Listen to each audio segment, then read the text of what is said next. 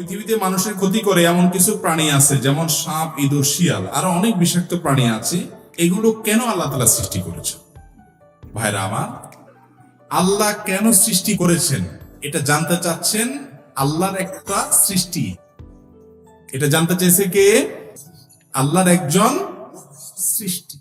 আচ্ছা ভাই, একজন সাধারণ কর্মচারী, পিয়ন, তার মালিক অনেক বড় ব্যবসায়ী ধরেন। পিয়নের কাজ হলো চাটা আগে জোগায় দেওয়া। পিয়ন যদি বলে, স্যার অমুকের সাথে ব্যবসায়িক ডিলটা কেন করলেন, এর কি করতে হবে বলেন? হ্যাঁ, এর ঘুরাই দিয়া বাইর করে দেওয়ার কথা না? সে যদি কথায় কথা জিজ্ঞেস করে, স্যার আজকে আপনি ওই জায়গাটা কেন গেলেন, স্যার আপনি এই ব্যবসা করেন, একবার ধরা খেলেন, আবার এটা কেন করলেন, এরকম যদি প্রশ্ন করে, দুনিয়ার এই মানুষগুলো আমরাই বলবো যে এর এই প্রশ্নই ভুল, এর প্রশ্ন করার রাইটই নেই। আরে বেটা, সে তো মালিক, কোনটা করবে না করবে, কোনটার কি মায়ের পেচ আছে না আছে, টার্গেট কি আছে না আছে, এগুলো তুমি সব বুঝে যাইতা, তাহলে তুমি তো পিয়ন হইতা না, তুমিও মালিক হয়ে যেতা। তুমি পিয়ন হইয়া মালিকের কাজের রহস্য, মালিকের কাজ কোনটার কি মায়ের পেচ আছে, কোনটার কি হেকমত আছে, কোনটার কি ভালো মন্দ দিক আছে না আছে, তার দৃষ্টি কত গভীরে আছে না আছে, এগুলো সবগুলো তুমি যদি বুঝে যাও, তাহলে তোমার আর মালিকের মধ্যে পার্থক্য কি থাকবে? ঠিক না ভাই? ঠিক।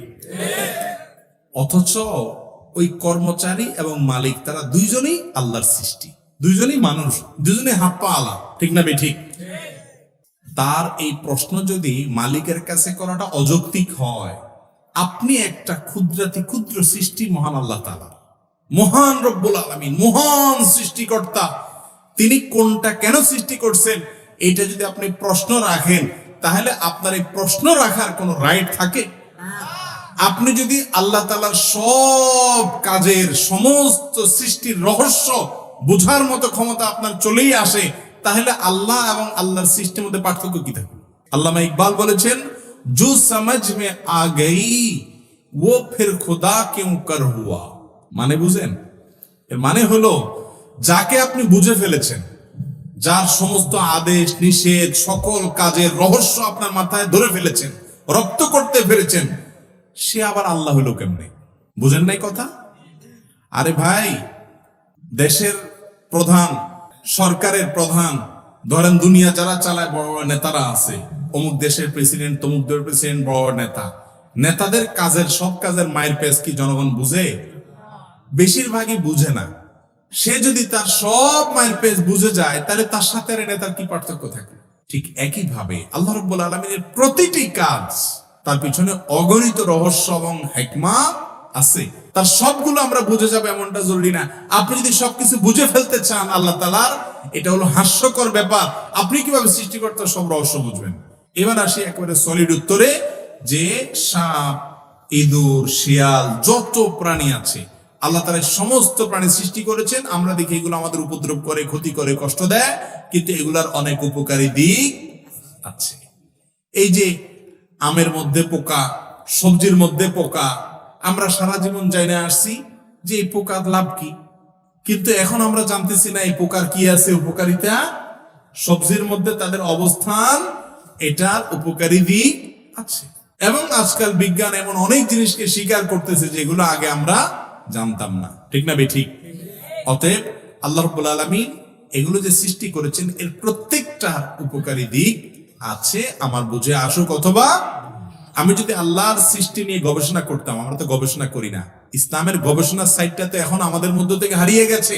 আল্লাহ বলেছেন, ইন্না ফি খালকিস সামাওয়াতি ওয়াল আরদ ওয়া ইখতিলাফি লাইলি ওয়ান নাহার লাআয়াতিল লিউলিল আলবাব। নিশ্চয়ই নবমণ্ডল, ভূমণ্ডলের সৃষ্টি, দিন এবং রাতের পরিবর্তন, আল্লাহর সব সৃষ্টির মধ্যে বুদ্ধিমান যাদের মেধা আছে, জ্ঞানী যারা বিজ্ঞানী, তাদের জন্য এখানে জ্ঞানের ভান্ডার আছে, অনেক নিদর্শন আছে যে আল্লাহ কেন সৃষ্টি করেছেন, সবগুলোর রহস্য আছে। তারা যারা গবেষণা করে, তারা সেটা আবিষ্কার করার সুযোগ পায়। হয়তো কেউ আগে পায়, কেউ পরে পায়, এবং এগুলোর গবেষণা করার পর একটা সময় কিন্তু ইমানদার বলতে বাধ্য হয়, স্বীকার করতে বাধ্য হয়, সুবহানাকা রব্বানা মা খালাকতা হাযা বাতিলা। হে আল্লাহ, আপনার পবিত্র বর্ণনা করছি, আপনি এর কোনটি অন্যায়ভাবে অপ্রয়োজনে সৃষ্টি করেন নাই। বিধায় আল্লাহর প্রতি সৃষ্টির রহস্য আছে। সব সৃষ্টির রহস্য আমরা এখন বুঝবো না। 500 বছর আগের মানুষ অনেক কিছু বুঝে না, আমরা এখন বুঝতেছি, ঠিক না ভাই? ঠিক। মানুষের সমস্ত কথা, সমস্ত কাজের রেকর্ড হবে, এগুলো কিয়ামতের ময়দানে দেখানো হবে। নবী করিম সাল্লাল্লাহু আলাইহি সাল্লামকে দেখানো হবে আলমে বারজাখের মধ্যে। এরকম অনেক হাদিস আছে। আজ থেকে 1000 বছর, 500 বছর, 700 বছর আগের মানুষ এই হাদিসগুলোর অর্থ বুঝে না। কিভাবে আবার মানুষকে দেখানো হবে, কিভাবে আবার কাজ সংরক্ষণ হবে, কিভাবে আবার রেকর্ড দেখানো হবে, কিভাবে আবার আমল মাপা হবে। এখন জ্বরও মাপা হয় কি হয় না? পাল্লা উঠানো যায়? জ্বর পাল্লা উঠানো যায়? বাটখারা ইয়াতে কোন ধামাতে ভরা যায়? কিন্তু মাপা যায় কি যায় না? আমল যে মাপা যাবে, এটা 500 বছর আগের মানুষ বুঝে নাই। আজকার যুগে এসে এরকম অশরীরী জিনিসগুলো যে মাপা যায়, সেটা বোঝা যাচ্ছে কি যাচ্ছে না?